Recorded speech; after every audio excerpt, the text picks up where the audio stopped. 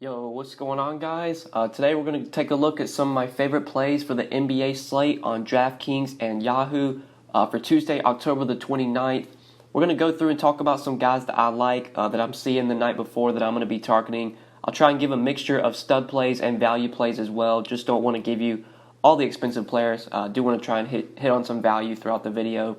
I did do something in my video yesterday that I'm going to introduce into all my videos, all my NBA videos, and that is cover any injury news that I see the night before. And just looking at the slate the night before, there isn't any major injuries besides Dwight Powell. He's the only major question mark. I did talk about that in the video, so that's the only news we need to watch right now. Other than that, I don't think there's really any other major injury news that we need to keep an eye on as of Monday night. Obviously, stuff could change on Tuesday. News will break throughout the day, I'm sure, but for now, the only thing we're looking at is Dwight Powell being questionable. So before we take a look at some of my favorite plays for today, I would definitely appreciate it if you guys would drop a like on this video. And as always, feel free to leave any comments down below regarding this slate, or if you just have questions, you can always comment that down below as well. If you have any feedback, I always appreciate your guys' feedback. Always does mean a lot. If you are new to the channel, make sure you click that subscribe button. Also be sure to hit the notification bell so that way you get notified every time I upload, and you'll never miss out on any of my new videos if you do that. But let's go ahead and take a look at this slate for tonight, talk about some of my favorite plays. So at the top, at the center position, I guess you could say, sort of in that mid-tier, upper tier, I really like Bam Adebayo. I think he's one of the more underpriced players on this slate, especially on Yahoo at $21. I mean, he's a stone lock on Yahoo. At $7K on DraftKings, I think he's still a great play over there as well. So Bam was like one of the first guys that caught my eye when I opened the pricing on DraftKings and Yahoo. I pulled up, started looking through the position. I was like, Bam Adebayo, $7K against the Hawks, what? Then I opened up Yahoo and saw he was $21, and that price just really caught my eye. Just looking at the center position, I mean, he's going to be probably, on Yahoo, he's probably going to be like 70% owned tomorrow, but I mean, for good reason. Bam's been smashing so far. I think he's in line for a breakout season as a starting center now for the Heat with Hassan Whiteside no longer on the team. Whiteside got sent to the Trailblazers, so this is Adebayo's job. He's going to be in line for a great season. So far this year, through 3 games, he's already been very productive. 33, 49, and 40 DraftKings points in those 3 games. There are people saying that Adebayo could potentially be the most improved player this year, and it really wouldn't surprise me. He was really good off the bench last season for the Heat. Whenever Hassan Whiteside missed some games and Adebayo got the start, I mean, he was great for fantasy. So I really like Adebayo here. He's too cheap on both sides. It's a great matchup against the Hawks. Hawks are one of the worst defensive teams in the league. They're a team that's going to play pretty fast. I know they haven't been playing that fast this season, which is kind of surprising. I was looking at the pace stats, and 2 teams that haven't played fast were the Lakers and the Hawks, which was pretty surprising. But Adebayo, though, I think is still a really good play. This game does have the highest total on the slate right now, so it's going to be a game that we want to target. Only 3 games today. This Hawks Heat game is definitely going to be one of the games that I do have my eye on the most. But now let's take a look at Jae Crowder. Small forward and power forward on DraftKings, $5,200, $14 over on Yahoo. So Jae Crowder has played at least 30 minutes in each game this season. He's been very productive in those 3 games as well, scoring at least 24 DraftKings points in each game. This game should be played at a pretty fast pace. Although the Lakers haven't been playing as fast this season, the Grizzlies are a team that have been playing much faster this season, so it should be relatively high scoring. That does set up very well for Jae Crowder. A fast-paced game does set up well for him because he's a guy that gets a lot of his value from knocking down threes, getting boards. That's where he gets most of his fantasy points. And there should be plenty of opportunity for him to get both of those in a fast-paced game. More shot opportunities in a fast-paced game, more rebounds as well because you're having more shots going up. So I really like Crowder here. I think we could definitely see him guard LeBron, or he could maybe be asked to guard LeBron. So maybe he winds up matching LeBron's minutes. Whenever LeBron's on the floor, Crowder will be on the floor. I mean, Crowder's already playing 30 minutes a night, but could play a few more minutes if he has to guard LeBron. That could definitely help him pick up maybe some defensive stats guarding LeBron. Maybe he gets a couple steals. I just really like Crowder. I think he's a really good value. Value's pretty hard to come by on this slate. Only 3 games. There's not going to be a ton of options. So finding these like 4K, 5K guys that can get you 5 to 6X, I think is probably what you're trying to look for on a 3-game slate. And I think Jae Crowder, definitely one of those guys at $5,200 and $14. But now we're going to take a look at Jimmy Butler, $7,700 on DraftKings, $33 on Yahoo. So I expect a very big game from Jimmy Butler in his first game with his new team. Butler has missed the first 2 games of the season with the Heat. I believe he did have a baby, so this will be his first time playing with the Heat this season. He is expected to play today. It is a great spot for all the Heat guys. I mean, going up against the Hawks is going to be a matchup we target all season. So obviously, Butler's in a great spot. Hawks are a bad defense. That's something that we're going to be talking about all season as well. Don't expect them to be a very good defensive team. He should definitely see a high usage rate in this offense, in this starting 5. I mean, he's going to be the head of the offense. He's going to touch the ball the most, I would assume. Going to wind up taking the most shots. We saw last season when Butler was with the Timberwolves. I mean, he was going out there and just chucking. There were nights where Karl Anthony Towns would miss games and Butler would have like 50, 60 fantasy points. We kind of saw it when he was, I believe back when he was with the Bulls as well. When Butler has the offense, or when he's the head of the offense, I mean, he can have some monster games. And I expect him to be the head of the offense with this Heat team. Going to be the guy that touches the ball the most. Going to take a ton of shots, like I said. He does give you so much upside just because of his ability to rack up stats in all categories. He can get rebounds. He can get assists. He can get the defensive stats. Jimmy Butler's just one of those guys that can contribute in every category. So really like Jimmy Butler. I think he goes for over probably 45 fantasy points. I'd project him for like upper to lower 40s in fantasy points.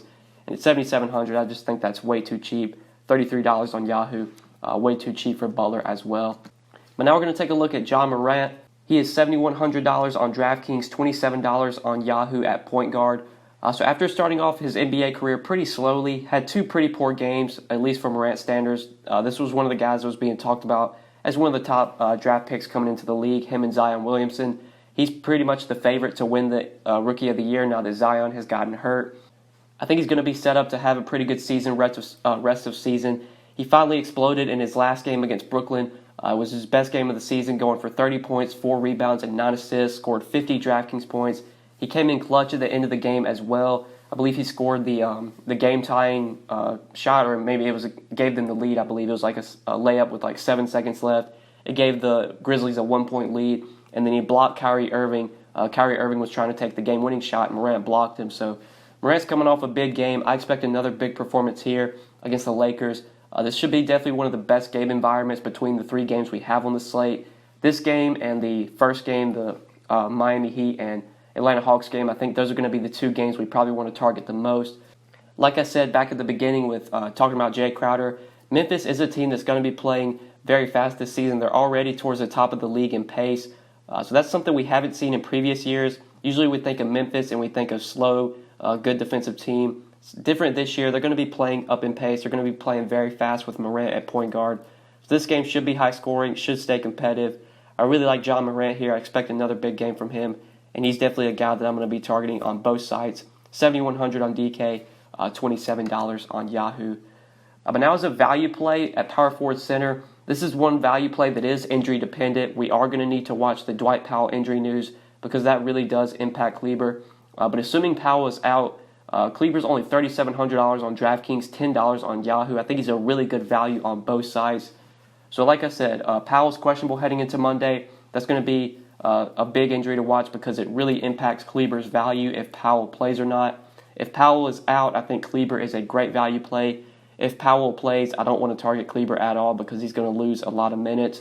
He drew the start in their last game. I can't remember what the matchup was or who they played, but he started over Dorian Finney-Smith, played 25 minutes, scored 28 DraftKings points. I would imagine that he continues to start if Powell is out, especially against a Denver front court that does play big. They start Jokic and they start Paul Millsap. Both of those guys are pretty big guys in general. You're going to need some big defenders out there, so I would imagine Kristaps is on Jokic and they'll put Kleber on Paul Millsap. So Maxi Kleber for only $3,700 minimum salary on Yahoo. Going to be a top value play, I feel like, especially if Powell remains out. On a slate where we're kind of lacking value, he is one play that does stand out. But make sure you're keeping up to date with that Powell injury news because if Powell is in, then Kleber obviously going to lose a lot of his value. But now we're going to take a look at Dwight Howard. Dwight Howard, a guy that I like at center for sort of cheap, $5K on DraftKings, $17 on Yahoo. I definitely think this is more of a risky play, more of a GPP guy. I would definitely not play Dwight Howard in cash unless by some chance we get the Lakers starting lineup before lock and we get Dwight Howard starting. But his arrow is pointing in the right direction, which is something we like to see. JaVale McGee, on the other hand, his arrow is pointing in the opposite direction. Howard's minutes have been trending up. He's been seeing more minutes lately. JaVale McGee been doing the opposite. He's been seeing his minutes decrease. I think he only played 16 minutes last game, McGee did. Dwight Howard played 23 minutes against Charlotte. He went for 16 and 10, got a double-double. I believe he got like 4 blocks as well. So it was a big game from Dwight Howard. He's been outperforming JaVale McGee by a pretty wide margin so far this season for the Lakers. And I think if Howard continues to play this well, it would not be surprising if he winds up starting over JaVale McGee pretty soon, especially because of how productive he's been and how much he's outperformed JaVale McGee. We could definitely see Dwight Howard wind up starting soon. Make sure you're keeping an eye on the Lakers starting lineup. I doubt we get it before lock, like I said, but if Dwight Howard winds up starting, then I think that would put him in cash consideration. But with him coming off the bench, that does make him more of a risky play. You don't know what his minutes are going to look like from a night-to-night basis, but the fact that he got 23 minutes last game, and with how badly McGee has looked, with how good Howard's played lately, wouldn't be surprised if their minutes kind of go the opposite way. Howard's goes up, McGee's goes down. So really like Dwight Howard. He's always been a good point-per-minute player. Even though he's on the tail end of his career, he's an old guy. He can still go out there and get you a double-double in 20 minutes. He's a good rebounder. He can score as well. Playing alongside LeBron, we know LeBron's going to be able to get him the ball down low, get him those alley-oops. So really like Dwight Howard as a tournament play today. Definitely not a guy I'm going to be considering for cash games, like I said, unless he does wind up starting. But now the final play we're going to take a look at is a Yahoo-specific play. Kendrick Nunn on Yahoo is only $15. So like I said, Yahoo-specific play here.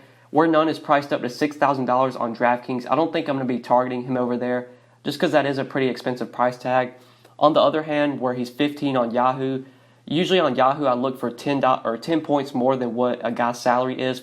So for a $15 player on Yahoo, for him to hit value, he's probably going to need about 25 fantasy points. And I think even with Jimmy Butler returning for this game, it's going to hurt, it's obviously going to hurt Kendrick Nunn's value. His value is going to take a hit with Butler returning. But I think he can still get you 25 fantasy points even starting alongside Jimmy Butler. He is still expected to start. That is some news that we did get. Nunn's going to stay in the starting lineup even with Butler returning. So he's obviously going to have to cede some usage to Jimmy Butler. We know Jimmy Butler's going to take a lot of shots, going to have the ball in his hands a lot.